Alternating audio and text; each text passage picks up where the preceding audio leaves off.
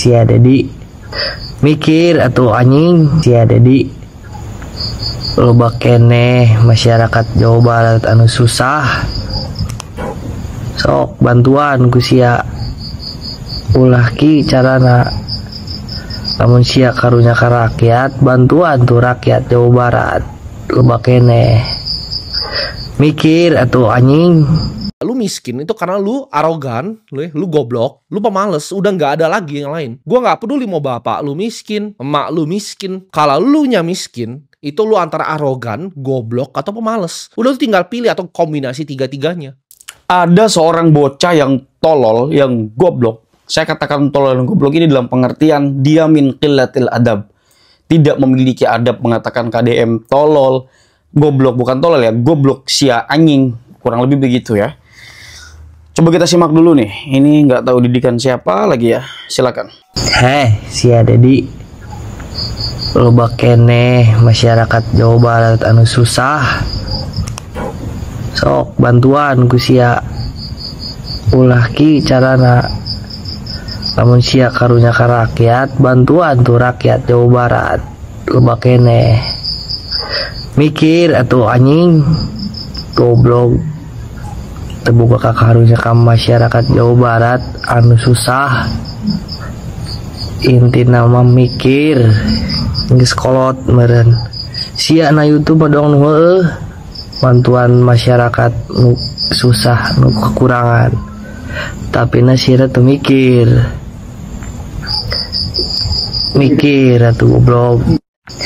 Si Dedi loba keneh masyarakat Jawa Barat anu susah sok bantuan ku sia ulah ki carana lamun sia karunya ka rakyat bantuan tuh rakyat Jawa Barat loba keneh mikir atuh anjing goblok terbuka karunya ka masyarakat Jawa Barat anu susah inti nama mikir geus kolot meureun sia na YouTube dong heueuh bantuan masyarakat nu susah nu kekurangan tapi na sia teu mikir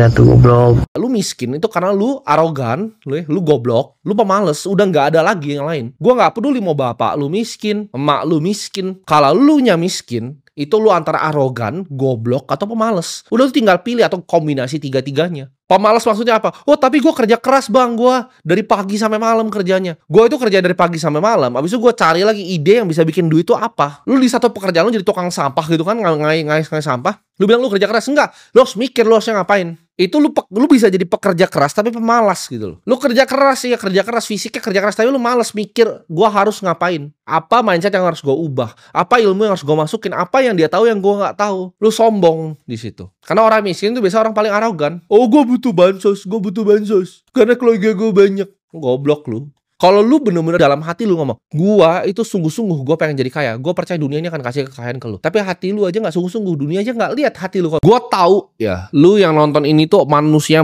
di dunia ini yang paling banyak alasannya. Gua bukan dilahirin di keluarga kaya, gua nggak bisa inilah itulah. Coba gua kasih gini. Gue bilang bahwa 2025 ini adalah tahun dimana hidup lu bisa berubah di Januari ini. Ya, kalau lu sungguh-sungguh dengerin apa yang gue ngomongin, hidup lu bisa berubah. Buang dulu semua alasan-alasan goblok di otak lu, buang dulu semua. Jangan nyalain ini ada kebijakan ini, jangan nyalain ya. Fokus di diri lu dan gue bilang, lu dengerin omongan gue 2025 hidup lu akan berubah. Coba gue kasih lu ya, gue tantang lu sama misalnya 100 orang yang nonton ini ya. Ada 100 orang nih, gue kasih skop. Cuman boleh pakai skop ini, lu gali lobang ke bawah. Yang lobangnya paling dalam 24 jam gue kasih 10 miliar. Lu yakin lu bisa menang game gue gak? Coba lu pikir. Ujung-ujungnya apa yang bisa begitu? Itu lewat kegigihan. Itu pure, kalau bahasa Inggrisnya sheer will. Gue gak tahu bahasa Indonesianya apa. Kemauan yang luar biasa itu. Tekad yang luar biasa. Itu bukan siapa yang lebih punya teknik untuk ngegali kalau 24 jam. Itu siapa yang lebih berani berdarah dibanding sebelah-sebelahnya. Lu yakin lu menang gak? 100 orang ya. Gue pilih 100 random orang nonton ini. Lu yakin lu menang gak? Itu aja lu kagak yakin lu menang.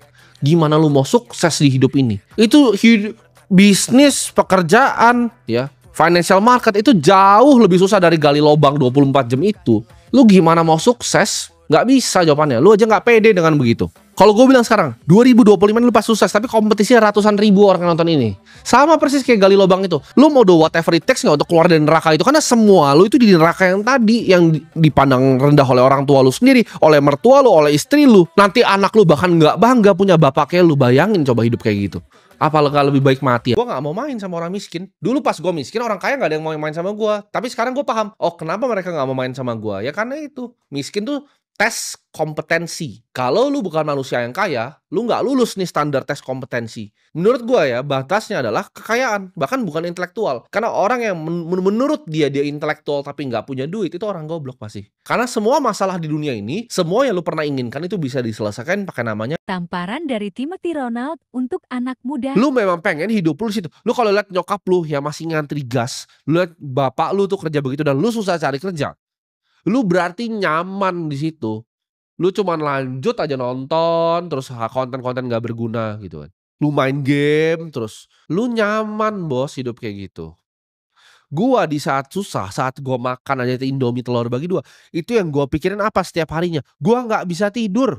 Gua pikirin gimana cara gue bikin, gimana cara gue aksi, belajar. Gua belajar terus, gua aksi terus, gua coba terus. Gua nggak pernah nyerah kayak lu. Lu kalau hidup lu masih 3 tahun, 5 tahun masih begitu aja, ya lu berarti lu suka di situ. Lu suka tidur di situ gitu loh. Lu jangan bohongin diri sendiri kalau saya begini. Itu dia cuma teriak-teriak depan kamera, balik ke rumah dia ngerokok lagi di depan kayak orang tolol gitu. Gue kadang mikir kalau gue liat orang kayak begitu tuh, gue masuk ke dalam kepalanya apa sih yang dia pikirin gitu kan. Tapi saya susah, saya butuh bantuan, saya butuh subsidi. Semua orang juga susah bos. Semua orang juga lapar. Semua karyawan gue di sini kerja mati-matian sampai malam. Tapi kan mereka punya kesempatan, gue nggak punya. Ya lu mati aja, nggak usah hidup gitu. Kebanyakan alasan. Ketika nyokap gue sakit, gue susah biayain, gue nggak bisa tidur. Ketika orang tua gue berantem cuman karena uang receh, gue mikir kenapa gue nggak bisa jadi kaya. Kenapa ada orang lain bisa kaya, kenapa gue nggak bisa? Kenapa dia bisa punya gedung itu? Kenapa gue nggak bisa punya gedung itu? Gitu. Lu jangan nonton ini, lu merasa semangat tapi cuma 1 jam gitu kan. Lu panas sejam terus kayak udah lu berhenti. Aksi, konsisten, terus menerus gitu. Jangan cuma sejam. 5 tahun setiap hari lu jangan stop kerja. Tiap hari Sabtu, Minggu kerja, Senin, Selasa ya. 7 hari seminggu lu kerja. 14 jam minimal sehari, gua yakin lu nggak bakal miskin, tapi kan lu nggak mau. Lu nyaman tidur di situ. Orang karton kok di lantai. Ya wis gua tidur di gubuk gua. Lu happy dengan kondisi lu sekarang. Lu bayangin ya, ini secara visual nih di otak lu ya. Itu ada garis finish di situ. Deadline itu 5 tahun, Bos. Lu 5 tahun lu nggak finish di situ, lu makan kecoa ibu lu. Gue gak bercanda. 5 tahun deadline-nya. Ini AI ini akan eksponensial ya. Akan cepet sekali perkembangannya. Dan lu akan digantiin. Ketika lu masuk demografi hantu gue bilang tadi ya, lu cuma akan menangis. Tapi ketika waktu itu ya, ketika lu menangis, kalau sekarang buruh berteriak, bos-bos masih butuh mereka untuk pabriknya, masih dibego-begoin. Oh iya ya, kalian next sebentar ya gajinya ya. Tapi nextnya mati aja lu, gue ganti robot. Nah itu lu mati di situ. Lu berteriak-berteriak ke media tuh udah gak ada fungsinya lagi. Makanya gue ngomong ini ya, gue bukan merendahkan lu, gue sayang sama lu. Gue pengen lu berubah. Gue tahu garis finishnya itu deket ya, waktunya tuh 5 tahun lagi. Ayo lari gitu, pantat tuh gue tampar gini, lari gitu. Kalau perlu rambut tuh gue jambak, gue bawa gitu. Karena serius gue, ketika nanti udah 2030 ya, 2035, 2040, gue ngeliat orang-orang begitu, gue gak akan kasih lagi. Karena gue udah capek-capek nih. Karena ngapain gue buang waktu gue?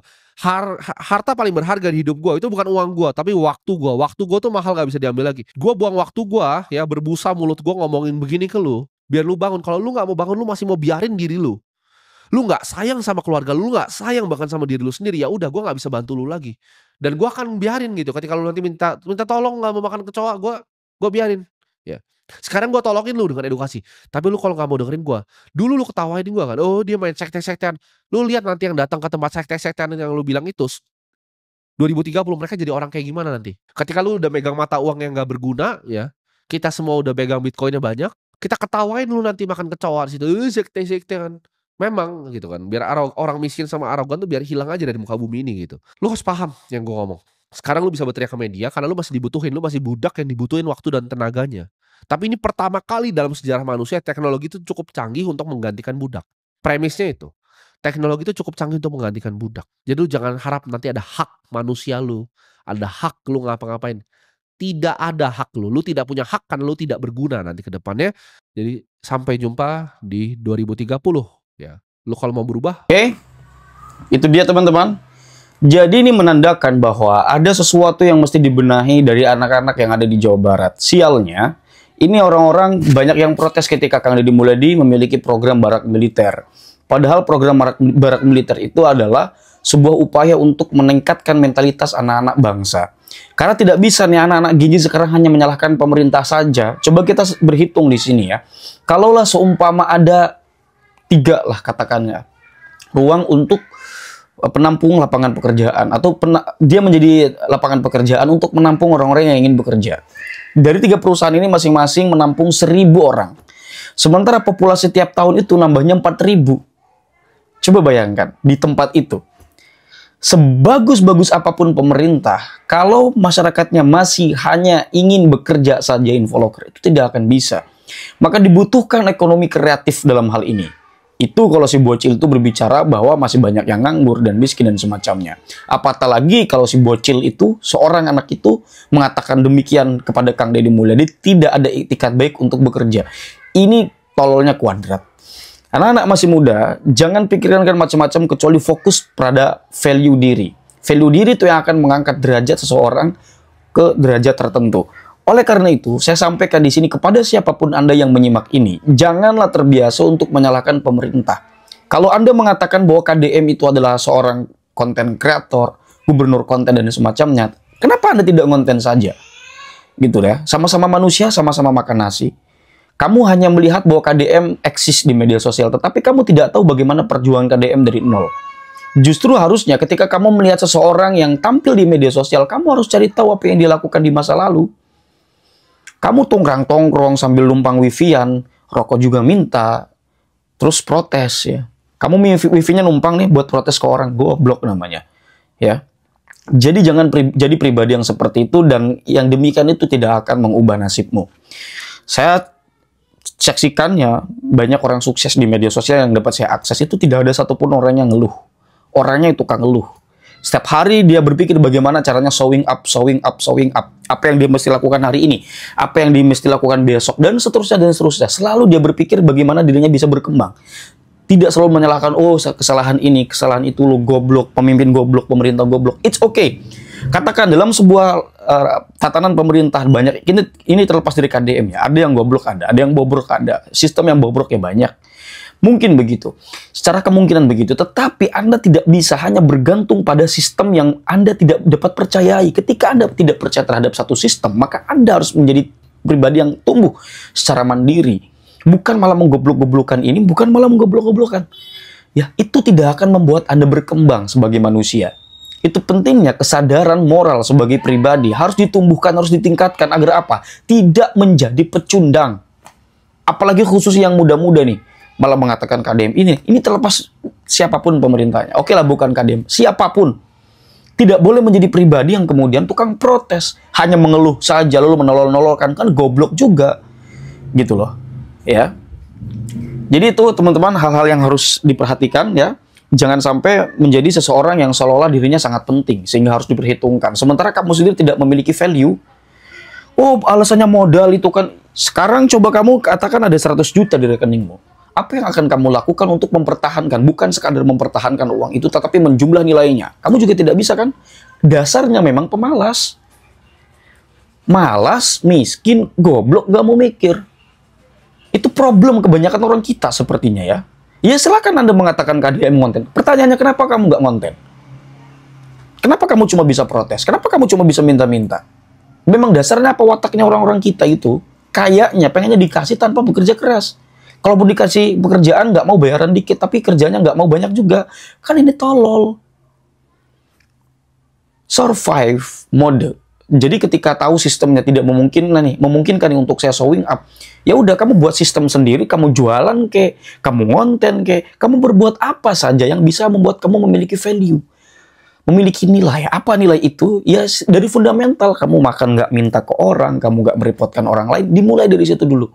Bekerja keras, bukan malah menyoalkan lingkungan. Ya lingkungannya oke, lingkungan it's okay itu berpengaruh. Tetapi ketika Anda sadar bahwa lingkungannya nggak baik, kamu harus bisa mengetahui apa yang mesti kamu lakukan.